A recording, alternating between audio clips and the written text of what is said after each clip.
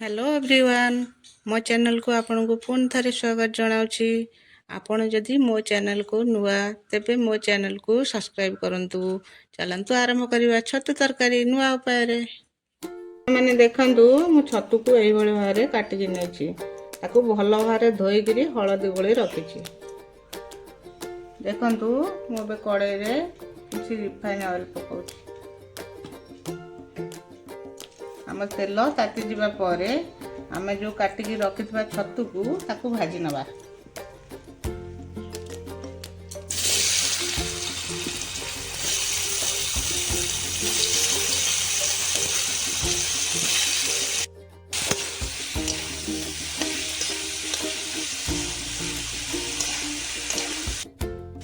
देखंतु आम छतु भजाटी रेडी हो गलानी।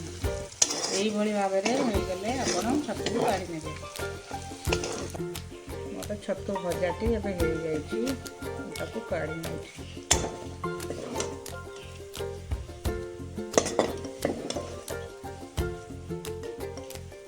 केते सुंदर देखा होची हम छतु भजा। आपण माने देखंतु सेई कड़ाई रे हम किछि रिफाइन ऑयल दबा।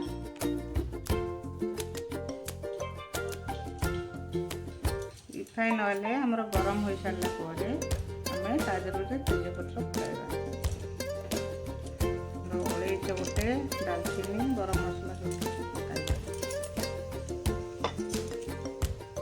अब हमें ता साथे काटिके रखिथुआ प्याज को दबा।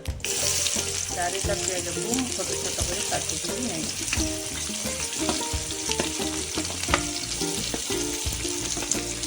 छतु देखिए प्याज नहीं चारोटी आप जो अधिक छतु करेंगे ताले क्वांटिटी बढ़ाई पारे।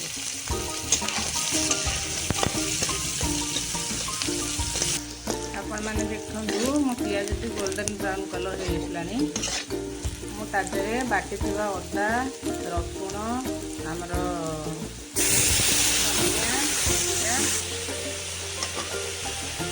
हमें ताजरे ले जेबा गोटे चामच हळदी गुंड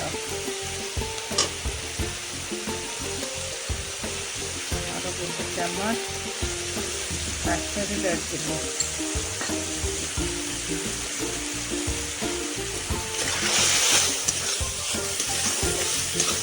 हमर मिक्स मसला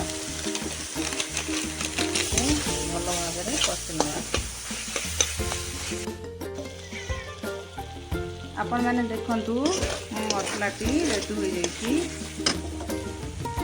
मु ताजरे काटिकी रखिथिबा आम टमाटो कंचा लंका 3टा मझिरू चिरीकिरी ताकू पकई न।